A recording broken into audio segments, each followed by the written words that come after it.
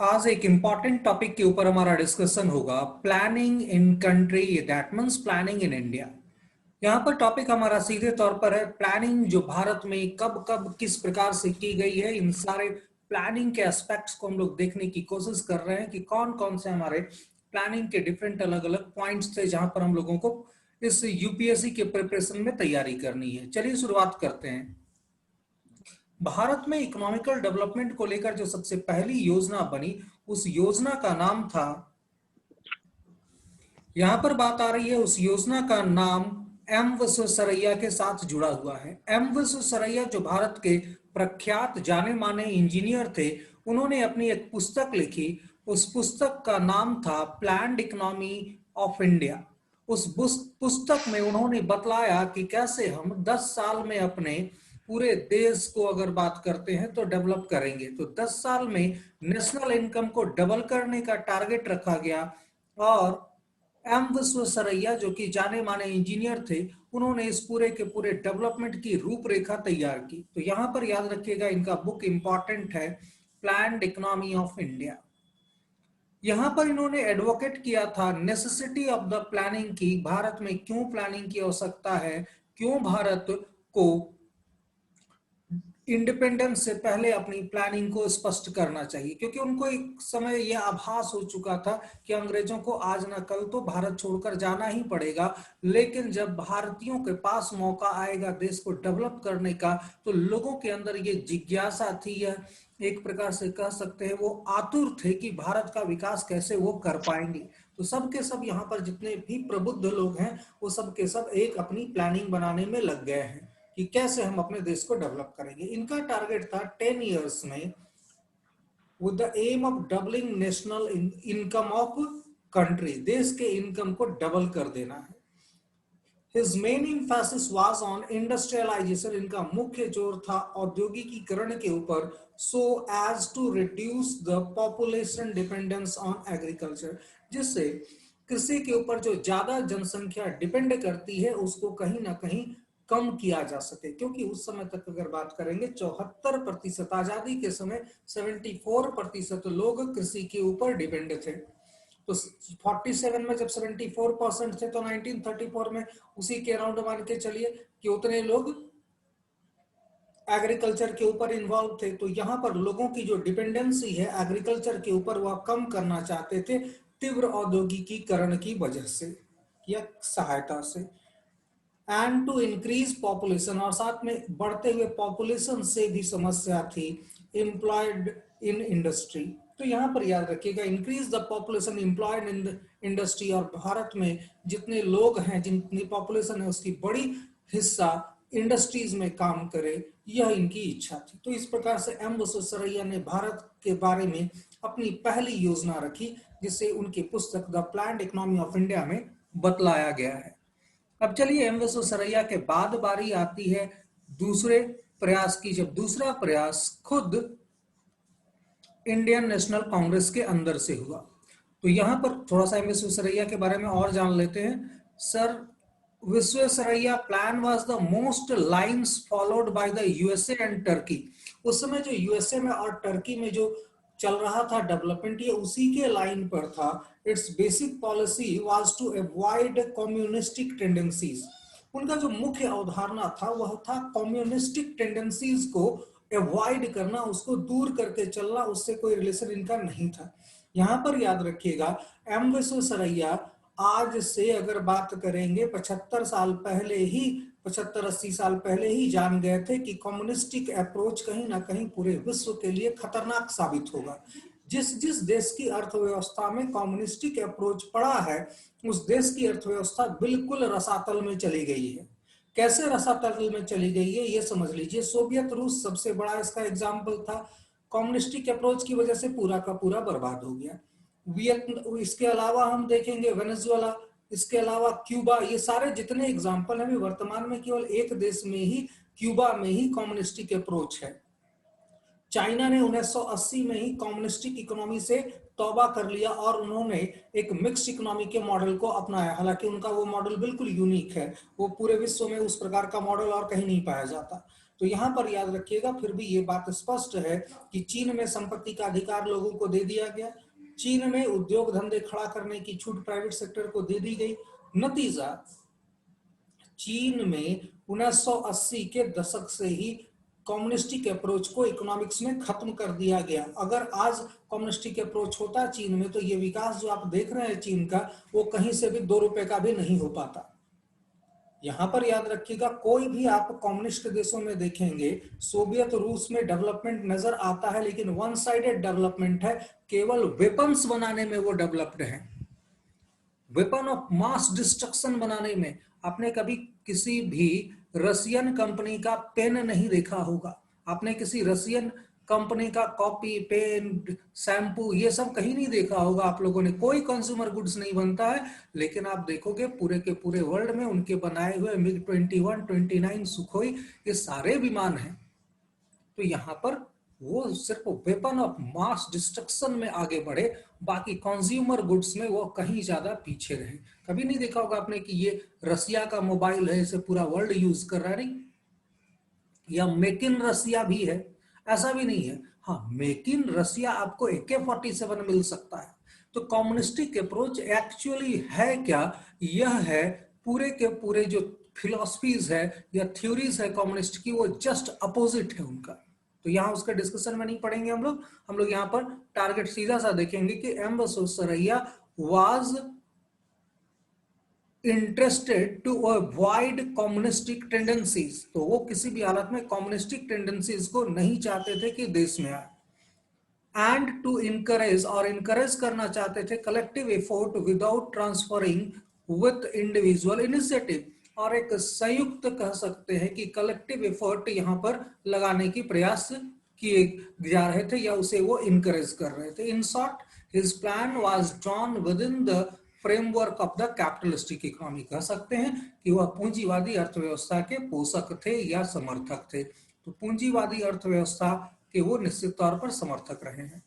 अब आते हैं इसके बाद जो और प्लानिंग की दिशा में काम हुआ, तो इसके बाद कांग्रेस पार्टी का एक इंपॉर्टेंट स्टेप नजर आता है जब नेशनल प्लानिंग कमेटी की स्थापना की गई। नेशनल प्लानिंग कमेटी की स्थापना 1938 में सुभाष चंद्र बोस जब कांग्रेस के अध्यक्ष थे तब यह की गई थी। तो the Congress president appointed a national planning committee. अब ये नेशनल प्लानिंग कमेटी के चेयरमैन थे Shri Jawaharlal Nehru, to prepare a comprehensive plan for India. तो इनका ऑब्जेक्टिव था एक कॉम्प्रिहेंसिव प्लान को इंडिया में तैयार करना। अब यहां पर याद रखिएगा, सुभाष चंद्र बोस जैसे ही अध्यक्ष बनते हैं, इनको भी वही चिंता सताती है कि देश का डेवलपमेंट कैसे होगा। तो डेवलपमेंट के लिए तुरंत एक कमेटी बनाई जाती है जिसको कहते हैं नेशनल प्लानिंग कमेटी। तो ये नेशनल प्लानिंग कमेटी ही थी जो 1938 में बनाई गई सुभाष चंद्र बोस के डायरेक्शन से, और इसमें चेयरमैन रहे Jawaharlal Nehru. The committee embarked private enterprises as the main agency of economical development. यहां पर कमेटी ने पाया कि प्राइवेट इंटरप्राइजेस जो है उनको मेन या मुख्य जिम्मेदारी दी जाएगी इकोनॉमिकल डेवलपमेंट की। तो इकोनॉमिकल डेवलपमेंट की उनको मुख्य जिम्मेदारी दे दी गई। All through it's recommendation nationalisation of the defence industry. साथ में उन्होंने जितने भी रक्षा उद्योग थे उन सब का राष्ट्रीयकरण करने की मांग भी की, या कह सकते हैं विचार भी व्यक्त किए। And ownership of the public utility by the some organs of the state. और जो पब्लिक यूटिलिटी की चीजें हैं उसके ऊपर सरकार का नियंत्रण होना चाहिए, ये बतलाया। तो नेशनल प्लानिंग कमेटी इस प्रकार से अपने रिपोर्ट को लेकर आई थी। मेनली फोकस था प्राइवेट एंटरप्राइजेस के ऊपर, और साथ में डिफेंस का नेशनलाइजेशन चाहते थे। लेकिन यूटिलिटी सर्विसेज जो थे, जो उपयोगिता संबंधी वस्तुएं थी जैसे रेलवे, तो इसे सरकारी सेक्टर में ही रहना चाहिए। तो यहां पर वह वकालत करते थे कि यह सरकारी सेक्टर में ही रहे तो ज्यादा अच्छा है।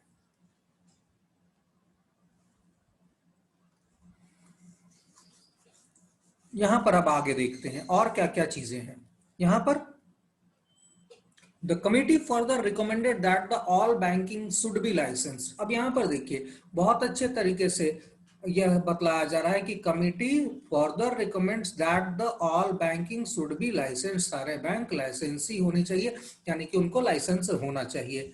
Insurance should be supervised by the national board, insurance का जो बीमा क्षेत्र है उसका सुपरविजन होना चाहिए नेशनल बोर्ड के द्वारा।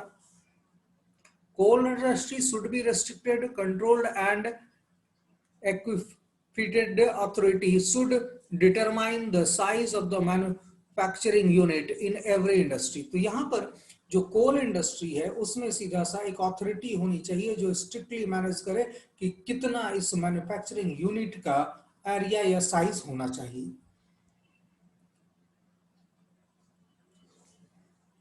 Its recommendation could not be implemented because of the beginning of the World War II। लेकिन इसकी जो रिकमेंडेशन है उसे लागू नहीं किया जा सका। क्यों नहीं लागू किया जा सकता? क्योंकि सेकेंड वर्ल्ड वॉर शुरू हो गया और change in the Indian political situation, और भारतीय राजनीतिक परिदृश्य में परिवर्तन शुरू हो गए।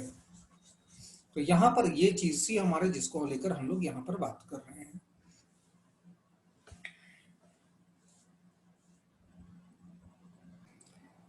यहां पर हम लोगों ने देखा ये इस प्रकार से हमारा चल रहा था। अब यहां पर बात करते हैं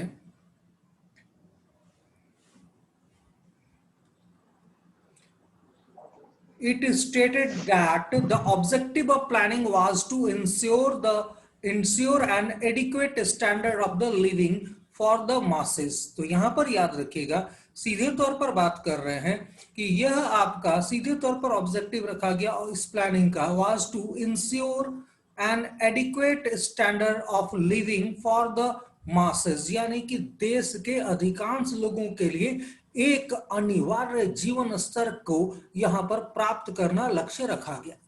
it Mphasis on the heavy industry, इसने फोकस किया भारी उद्योगों पर और लैंड रिफॉर्म यानी भूमि सुधार के ऊपर।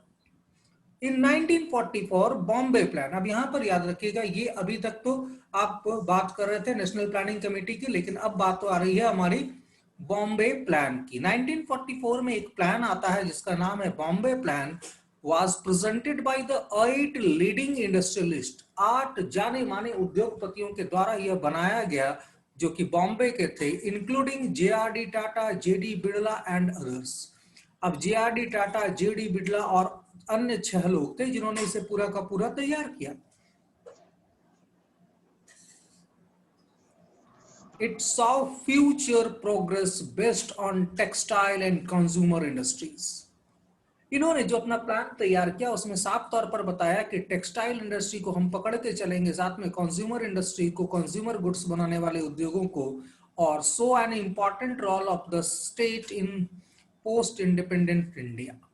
और इन्होंने निर्धारित किया कि आजादी के बाद जो हमारा पोस्ट इंडिपेंडेंट इंडिया होगा उसमें सरकार की महत्वपूर्ण भूमिका होगी विकास में। तो यहां पर बॉम्बे प्लान इस प्रकार से आरंभ किया गया। हाँ आकाश बोलिए। सर ये बॉम्बे प्लान मतलब बॉम्बे के लिए था या पूरा ये के लिए, कंट्री के लिए? पूरे देश के लिए ये प्लान था आकाश। बॉम्बे प्लान इसलिए नाम पड़ा क्योंकि ये बॉम्बे के 8 उद्योगपति थे, लीडिंग इंडस्ट्रियलिस्ट ऑफ बॉम्बे। तो बॉम्बे के 8 उद्योगपति थे, लेकिन ये पूरा का पूरा प्लान पूरे देश के लिए था। 8 में जे.आर.डी. टाटा है, जी.डी. बिड़ला है, आगे चल के हम लोग देखेंगे उसमें आरदेशिर दलाल भी इंपॉर्टेंट भूमिका निभाते हुए दिखेंगे, जॉन मथाई जो बाद में भारत के फाइनेंस मिनिस्टर बनेंगे। तो ये सारे के सारे, तो ये बहुत इंपॉर्टेंट फाइनेंस मिनिस्टर। ये सर क्या आकाश? आकाश तो यहाँ पर इस प्रकार से था हमारा। यहाँ पर हमारी सीधी सी बात है कि अब बॉम्बे के 8 उद्योगपति मिलके पूरे देश के लिए योजना बना रहे हैं।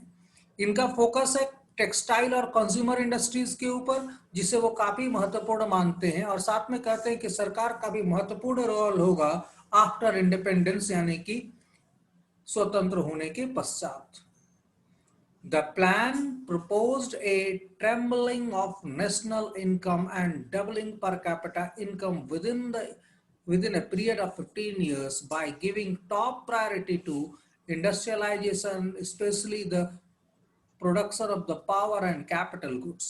यहाँ पर याद रखिएगा प्लान जो था इसने प्रपोज किया कि जो नेशनल इनकम है उसे हम डबल कर देंगे, कितने साल में? 15 साल में।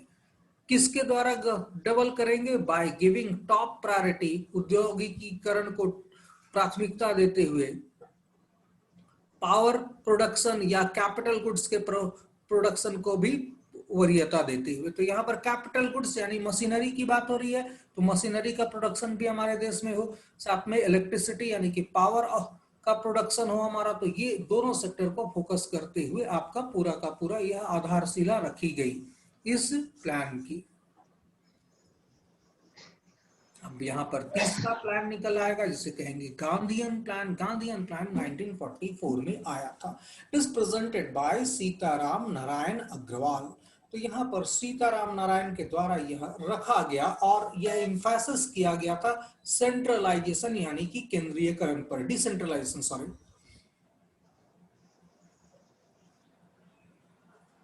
डिसेंट्रलाइजेशन यानी कि विकेंद्रीकरण के ऊपर, एग्रीकल्चरल डेवलपमेंट कृषि के विकास के ऊपर, कॉटेज इंडस्ट्रीज के विकास पर इत्यादि गांधीयन फिलॉसफी वाले जितने भी पॉइंट थे उन सब के ऊपर यह फोकस किया गया था। तो यहाँ पर ये जो गांधीयन फिलॉसफी वाला है, तो यहाँ पर श्रीमन नारायण ने साफ तौर पर बतलाया कि हम चाहते हैं कि डिसेंट्रलाइज हो पावर। तो पावर को डिसेंट्रलाइज करना चाहते थे, एग्रीकल्चर का डेवलपमेंट चाहते थे, कॉटेज इंडस्ट्री इत्यादि का भी डेवलपमेंट चाहते थे। तो ये गांधीवादी योजना थी, इसे लेकर आए थे Shriman Narayan. It was encouraged by the Acharya Sitaram Narayan Agarwal in Gandhian plans in 1944। The basic objective of the Gandhian model is to raise the material as well as culture। तो यहाँ पर materials को साथ में cultures को भी लेके चलने की बात है। Level of the masses as to provide basic standard of life। It laid emphasis on scientific development or agricultural and rapid growth of cottage industries and village industries। तो यहाँ पर याद रखिएगा ये लोग जो थे वो रैपिड डेवलपमेंट करना चाह रहे हैं। तो यहाँ पर श्री राम नारायण जो है वो भी रैपिड डेवलपमेंट के पक्षधर है, लेकिन यहाँ पर चीजें दूसरे तरीके से प्रेजेंट भी की जा रही हैं। It laid emphasis on scientific development, scientific development के ऊपर ज्यादा फोकस है, of agriculture and rapid growth of cottage and village industries. और तुरंत ग्रोथ करवाना था हमारा किसको? हमारा यहाँ पर याद रखिएगा तुरंत का तुरंत डेवलपमेंट कराने की बाकी सारे सेक्टरों में बात की जा रही थी। तो यहाँ पर याद रखिएगा scientific development of agriculture and rapid growth of cottage and village industries. बहुत तेजी से कॉटेज और विलेज इंडस्ट्रीज को डेवलप करना था। Moreover the Gandhian strategy emphasis on employment oriented planning. ये किसके ऊपर एम्फेसिस किया? एम्प्लॉयमेंट ओरिएंटेड प्लानिंग के ऊपर, rather than the project oriented planning of Nehru. न कि प्रोजेक्ट के आधारित जो प्लानिंग होती थी उसके ऊपर, जिस प्रकार का नेहरू जी किया करते थे। तो यहाँ पर 1944 में गांधीयन प्लान लेकर आए श्रीमन नारायण।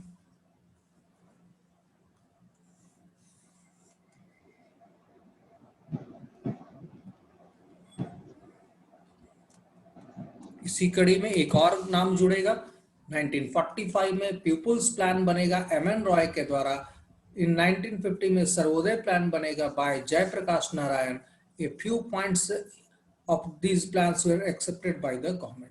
तो यहाँ पर याद रखिए बहुत इंपॉर्टेंट है people's plan. People's plan M N Roy ने इसे तैयार किया था। अब एमएन रॉय यहाँ पर याद रखिएगा यह प्रसिद्ध भारतीय कम्युनिस्ट चिंतक थे। तो यहाँ पर आज के टाइम में देखेंगे तो एमएन रॉय के सिद्धांतों के ऊपर कम्युनिस्ट पार्टी नहीं चलती है। वो स्टालिन और लेनिन के सिद्धांतों पर चलती हुई दिखती है, लेकिन कहीं से भी वो एमएन रॉय जो भारतीय पुरोधा थे इस पूरे के पूरे फील्ड की, उनकी कोई सुनता हुआ नजर नहीं आता है। तो 1950 में जयप्रकाश ने सर्वोदय सबका उदय का नारा दिया था। अब यहाँ पर याद रखिएगा ये सबका उदय सर्वोदय यही आपका आगे चल के सबका साथ सबका विकास बन गया।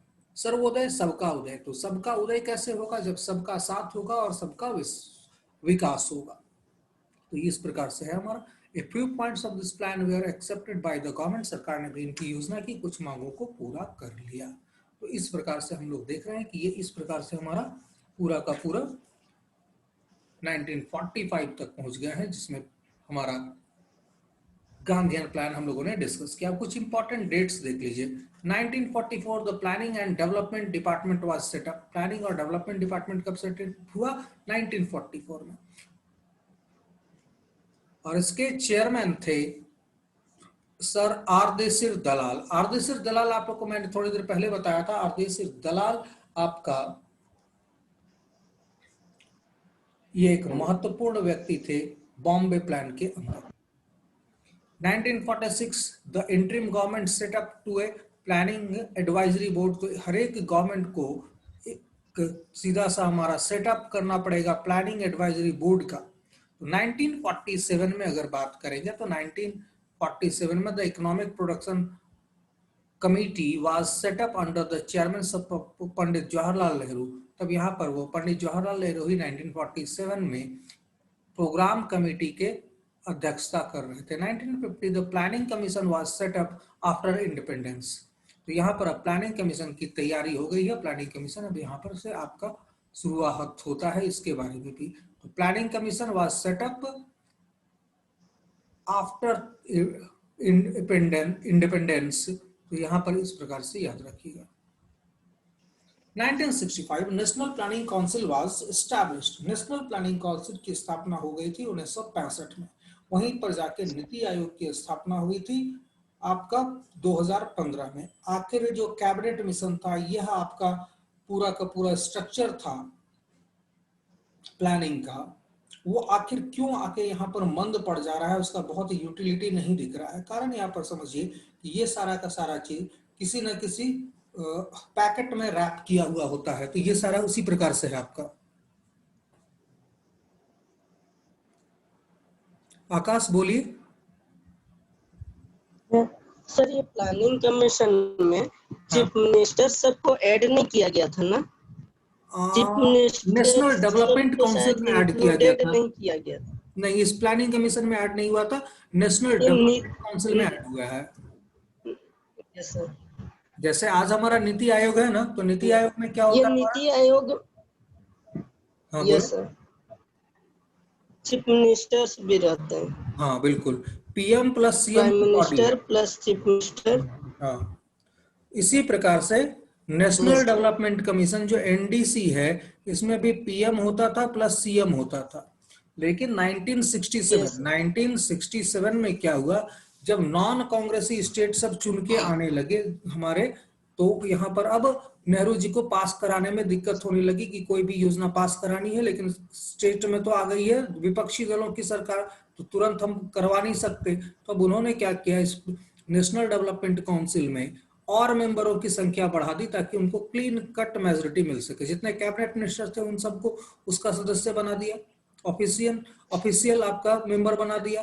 इसके अलावा अन्य लोगों को भी बनाया गया। यहाँ पर नतीजा होता क्या था कि प्लानिंग कमीशन के मेंबर भी एनडीसी में चले गए। नतीजा क्या होता था, जब वोटिंग होती थी तो सबके वोट बराबर हो जाते थे। तो सरकार के अलावा, राज्यों के अलावा कौन सा जा रहा है उसमें, हमारा कैबिनेट मिनिस्टर्स वोट करने जा रहा है। तो कैबिनेट मिनिस्टर्स प्रधानमंत्री के अगेंस्ट में तो वोट करेगा नहीं, करेगा तो उसकी जॉब चली जाएगी। तो इस प्रकार से था आपका। ठीक है, अब यहाँ पर 2015 में हमारा नीति आयोग बना, तो ये कौन सा एक्ट का हिस्सा है, जरा बताइए। नीति आयोग की स्थापना किस एक्ट के ऊपर हुई है?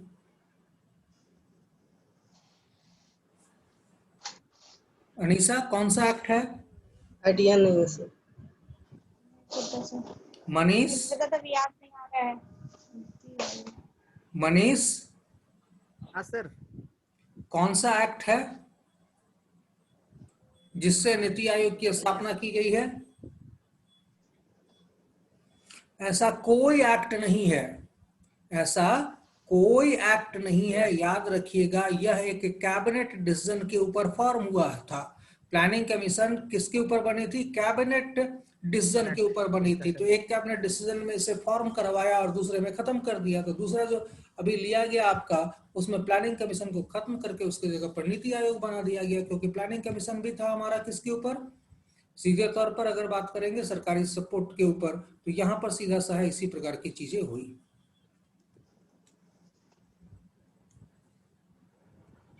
आकाश,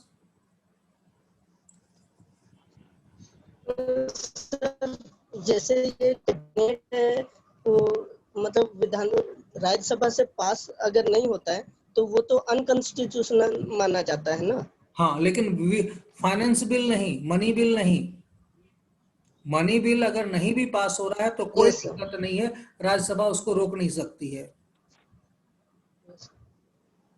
नहीं तो जैसे ये आयोग है, ये तो जैसे कोई बिल से नहीं हुआ है, ये तो खुद फॉर्म किया गया है, तो ये अनकॉन्स्टिट्यूशनल नहीं होगा। हाँ, ये बिल्कुल अनकॉन्स्टिट्यूशनल है, ये स्टेचरी बॉडी है। ये क्या है? स्टेचरी बॉडी है, वॉलंटियर है आपका ये, ठीक है, ये वॉलंटियर्स है, यस ये कोई गवर्नमेंट जॉब में है नहीं आपका। यहाँ पर तो ऐच्छिक रूप से ये सारा काम हो रहा है। तो ये कैबिनेट डिसीजन के ऊपर प्लानिंग कमीशन बनी यस और कैबिनेट डिसीजन के ऊपर ही बंद भी कर दिया गया। तो और अब कैबिनेट डिसीजन के ऊपर नीति आयोग फॉर्म कर दिया गया है। समझ में आया यस आकाश? यस तो इसीलिए हम लोग प्लानिंग कमीशन को क्या यस सर। कहते हैं? अनकॉन्स्टिट्यूशनल या नॉन कॉन्स्टिट्यूशनल बॉडी कहा जाता है, जो भी ऑप्शन में हो। Economic stability which means the control inflation and unemployment. तो यहाँ पर याद रखिएगा, जब बात करेंगे नीति आयोग की स्थापना हुई तो यहाँ पर इकोनॉमिक सेल्फ रिलायंस का मीनिंग क्या था? Avoiding imports. यहाँ पर इंपोर्ट्स को क्या करना? अवॉइड करना। Which can be produced in India, जो भारत में उत्पन्न होता है उनको उत्पन्न करना, ना कि एक्सपोर्ट करना। साथ में equity implying equitable distribution of the wealth with social justice. तो यहाँ पर सोशल जस्टिस की भी बात की गई है। The economic stability which means, यहाँ पर बात कर रहे हैं हम लोग किसकी? इक्विटी इम्प्लाइंग, यहां पर याद रखेंगे equity implying the equitable distribution of the wealth with social justice. तो यहाँ पर सोशल जस्टिस की भी बात की जा रही है, ताकि इस पूरे के पूरे हमारे नीति आयोग के जरिए ये सारा का सारा चीज हो, या प्लानिंग कमीशन जो लेके टारगेट चल रही थी वहां पर। तो economic self reliance meaning avoiding import. Self reliance का मतलब ही है इंपोर्ट को हम लोग क्या करें? खत्म कर दें तो नहीं, लेकिन बात करते हैं रिड्यूस करना। तो अवॉइड करना है इंपोर्ट को, which can be produced in India, जो भारत में प्रोड्यूस हो सकता है उसको केवल हम क्या करेंगे? भारत के अंदर ही प्रोड्यूस करने की कोशिश करेंगे। जबकि हमारा सेल्फ रिलायंस कह रहा है यहाँ पर सीधे तौर पर कि जितने भी इंपोर्ट हैं उसे ज्यादा से ज्यादा दूर रखा जाए या कम से कम रखा जाए। वहीं पर equity implying equitable distribution of wealth with social justice, तो यहाँ पर सीधा सा होगा समानता लाना, यह भी हमारे प्रमुख उद्देश्यों में एक था। दूसरा economic stability which means controlling inflation and unemployment. तो यहाँ पर इकोनॉमिक स्टेबिलिटी का मतलब जो होता है वो है आपका महंगाई यानी कि इन्फ्लेशन को कंट्रोल करना, साथ में अनएम्प्लॉयमेंट यानी बेरोजगारी को कंट्रोल करना। तो यह भी एक महत्वपूर्ण पूरा का पूरा सेगमेंट है। चलो नेक्स्ट आते हैं। यहां पर से शुरुआत करेंगे, हम कुछ और पॉइंट्स को देखते हैं।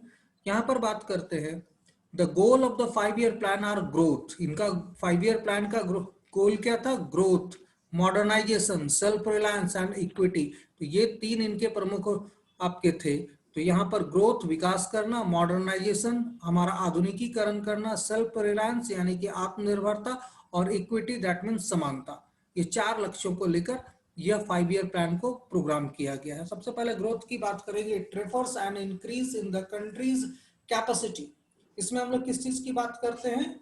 सीधे तौर पर बात करेंगे increase in the countries capacity, देश की क्षमता में विकास होना चाहिए। टू प्रोड्यूस आउटपुट, किसके लिए?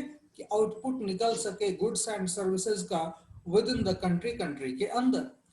A good indicator of economic growth in the language of the economics is a steady increase in the gross domestic product. तो यहाँ पर याद रखिएगा ये इस प्रकार से इंडिकेटर होता है। It is a good indicator of economical development. तो यहाँ पर याद रखिएगा जो गोल है 5 वर्षीय योजना का, वो क्या गोल है? ग्रोथ है, मॉडर्नाइजेशन है, सेल्फ रिलायंस है और इक्विटी है। तो यहाँ पर इन सारे गोल को लेकर हम लोग चल रहे हैं।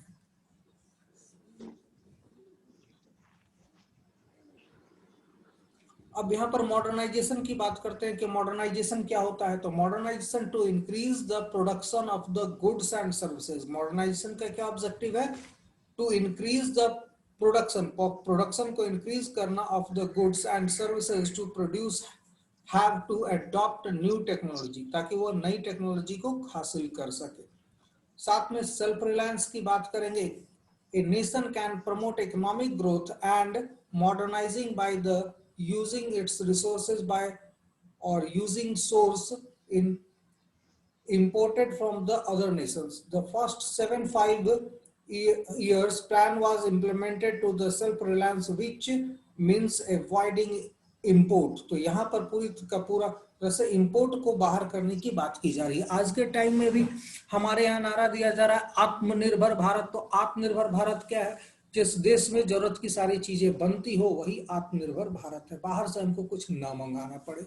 यही है हमारा आत्मनिर्भर, self reliance.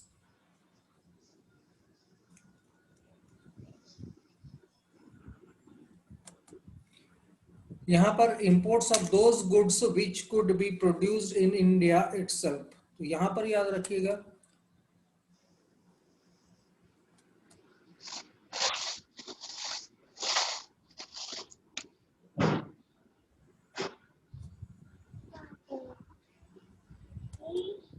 import of the goods which could be produced in India itself.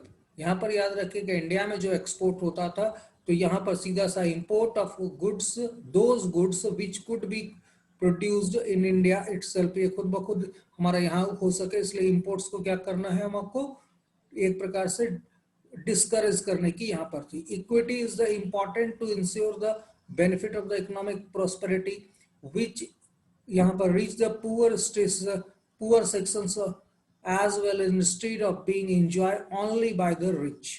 तो यहाँ पर याद रखिएगा ये जो पूरा का पूरा बेनिफिट्स हमको यहाँ पर देखने को मिल रहा है. तो यहाँ पर इक्विटी में सबसे पहले देखेंगे जितना भी हमारा इक्विटी शेयर्स होल्डर होगा उन सबको एक समान की संपत्ति मिलेगी. यहाँ पर ये चीज है. तो इक्विटी का मतलब यहाँ पर समानता है. It is important to encourage that the benefits of the economic prosperities reach the poor sections as well as instead of being employed only by the rich. तो यहाँ पर ये सारी चीजें थी.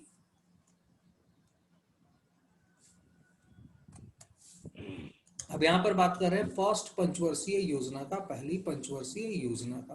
पहली पंचवर्षीय योजना अपने आप में काफी ज्यादा सफल योजना रही थी.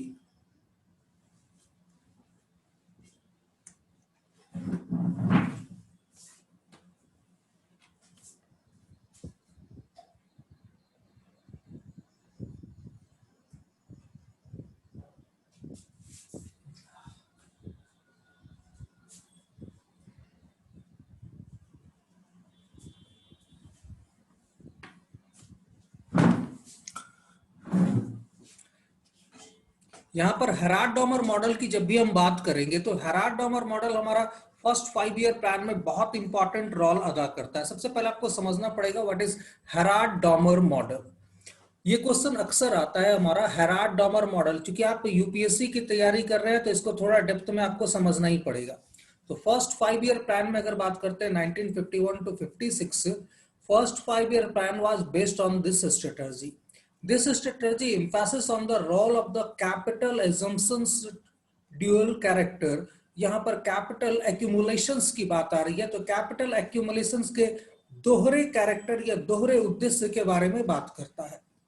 Which on the one hand, इसके एक हाथ में increase the national income, एक टारगेट रखा गया था एक साइड में कि हम लोग नेशनल इनकम को इंक्रीज करेंगे, and the other hand increase the production capacity, और दूसरे हाथ में हम उत्पादन की क्षमता को बढ़ाएंगे. तो यहाँ पर इन दोनों टारगेट्स के ऊपर फोकस करके हेराल्ड-डॉमर मॉडल बना है.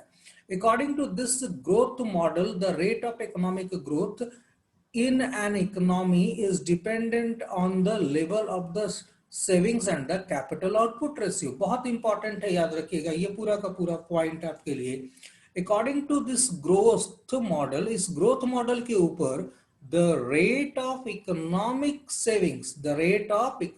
savings and capital output ratio, इसी के ऊपर डिपेंड करता है हमारा ग्रोथ. तो दो चीज हमारा, सबसे पहला लेवल ऑफ सेविंग, कितना आप कमाते हैं ये इंपॉर्टेंट नहीं है, कितना आप बचाते हैं ये इंपॉर्टेंट होता है. साथ में दूसरा कि कैपिटल आउटपुट रेशियो, कितना कैपिटल लगेगा तो कितना आउटपुट निकलेगा, इसके रेशियो को हमको चेक करना है. तो यहाँ पर इन दोनों चीजों के ऊपर ये फोकस था आपका पहला हेराल्ड-डॉमर मॉडल.